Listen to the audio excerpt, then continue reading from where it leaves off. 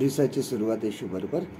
आता पावसाळा आला आहे आणि आपण हळूहळू बातम्या ऐकतो आणि वाचतो सुद्धा की एक बिल्डिंग होती आणि ती आपोआप कोसळली आणि त्या ठिकाणी अनेक लोकांचा मृत्यू झाला किंवा आजूबाजूच्या सर्व काही दुकानांचं नुकसान वगैरे झालं. पण ज्यावेळेस आपण ते हळूहळू ती बातम्या बाहेर यायला लागतात, लोकांची इंटरव्ह्यू आपण बघतो, त्यावेळेस असं कळतं की ही अचानक बिल्डिंग एका दिवसात कोसळली नाही. हळूहळू तिला तडे गेलेले असं लोक सांगायचे की हळूहळू तिच्या बिल्डिंगला तडे जात होते. मागच्या साईडचं प्लास्टर जे होतं ते हळूहळू ढासळायला लागलेलं. त्यानंतर थोडी डाव्या बाजूला किंवा उजव्या बाजूला ही बिल्डिंग जी आहे ही झुकायला लागलेली, थोडी खचायला लागलेली. आणि ही लक्षणं जी आहेत ही सर्व हळूहळू दिसतात आणि मग ती बिल्डिंग पूर्णपणे कोसळली. त्या लोकांसाठी ह्या सर्व गोष्टी ज्या होत्या ह्या एक प्रकारचा अलाराम होता. अलाराम अशा होता की ही बिल्डिंग काही वर्षामध्ये किंवा काही दिवसामध्ये ही बिल्डिंग कोसळणार आहे. हा एक प्रकारचा अलाराम होता. बिल्डिंग धोकादायक बनत चाललेली आहे, एक प्रकारची ही सूचना होती. बघा, प्रगटीकरण 3 अध्यायामध्ये आपण वाचतो, रेव्हेलेशन चॅप्टर 3.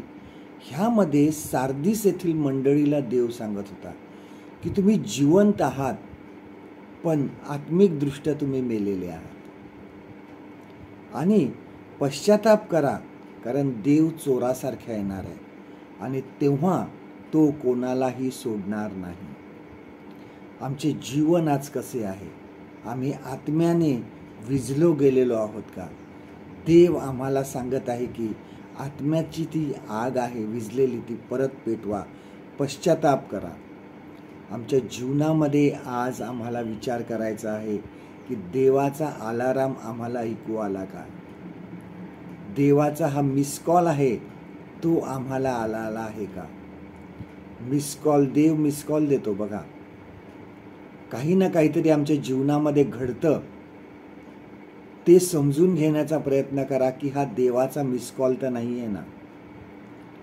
आजारपण आहे, आमच्या घरामध्ये अशांतता आहे, आमच्या घरामध्ये एकीचं वातावरण नाही आहे, जीवनामध्ये आमच्या निराशा आहे, कुठलंही काम आमचं होत नाही आहे.